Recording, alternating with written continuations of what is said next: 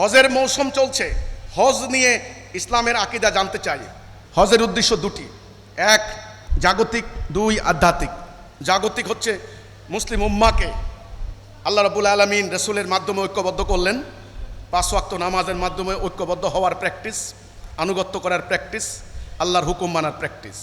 এবার সপ্তাহে একদিন জুমার নামাজে ঐক্যবদ্ধ হয়ে তারা, এটা কংগ্রেস মুসলমানদের ইংরেজিতে বললে কংগ্রেগেশন মানে হলো আপনার হলো সমাবেশ করা, জুমা জামাত, এই জামাতবদ্ধ হয়ে এখানে একদিকে আল্লাহর আনুগত্য করবেন, আরেকদিকে মুসলমানদের সমাজে বিরাজিত সমস্যা নিয়ে আলাপ আলোচনা করবেন, সংকট দূর করবেন, বিচার ফায়সালা করবেন। এই তৃতীয় হলো চূড়ান্ত পর্যায়ে হজের ময়দান, সেখানে আরাফাতের ময়দানে একত্রিত হয়ে মুসলিম উম্মার যাবতীয় সংকট সমাধান করবেন।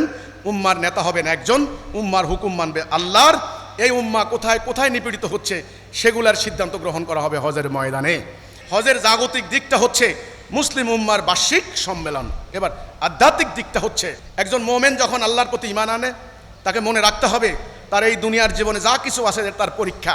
হাসরের দিন তার সামনে দাঁড়াইতে হবে, দুনিয়ার কোনো কিছুই থাকবে না, শুধু থাকবে তার আমল, ঈমান এবং আমল।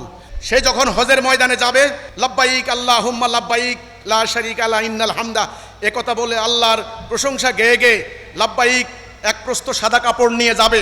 দুনিয়ার কোনো সম্পদ নাই, গহনা নাই, কোনো মারামারি নাই, মাথা কামিয়ে যাবে এক নিয়তে শুধু আল্লাহর জন্য।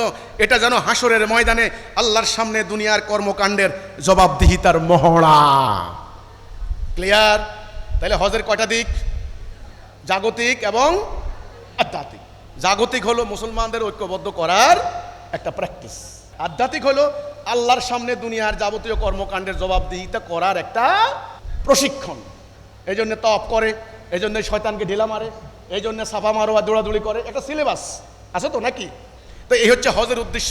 আজ মুসলমানদের হজ যদি একজন জাতির নেতা একজন হইতো, আল্লাহর কোরআন দিয়ে রাষ্ট্র চলতো, পুরো উম্মা যদি হজের ময়দানে একত্রিত হয়ে সমস্যা সমাধানের জন্য আলোচনা করত, তাহলে বিশ্বের বুকে কোনো মুসলমানের উপরে আঘাত করার হিম্মত কারো হইতো? কারো হইতো?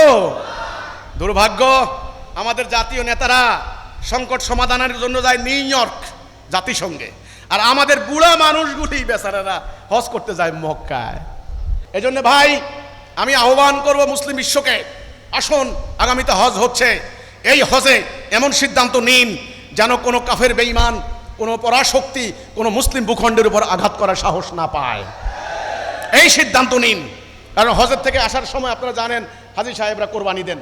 এই কোরবানি কিসের কোরবানি? মালের কোরবানি, জানের কোরবানির প্রশিক্ষণ। ইব্রাহিম আলাইহিস সালাম কোরবানি দিয়েছেন ওনার পুত্রকে। এই প্রশিক্ষণ নেন না, দেখেন না কি হয়।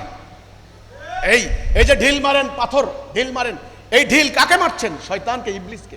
নিজের দেশে আইসা ইবলিসের আইন মানবেন, এই ঢিল মারার কোনো মানে নাই। এই যে কালো পাথরে চুমা খাচ্ছেন, কেন চুমা খাচ্ছেন? এটা হলো ঐক্যবদ্ধ করার একেবারে ন্যূনতম চেষ্টা। কাজেই যেই পাথরে সবাই মিলে চুমা খাই, সেই মুসলমান কি মারামারি করতে পারি? কাজে দেশে আইসা এই দল ওই দল মারামারি করলাম, ওখানে যাইয়া পাথরে চুমা খাইলাম, এর কোনো মানে নাই।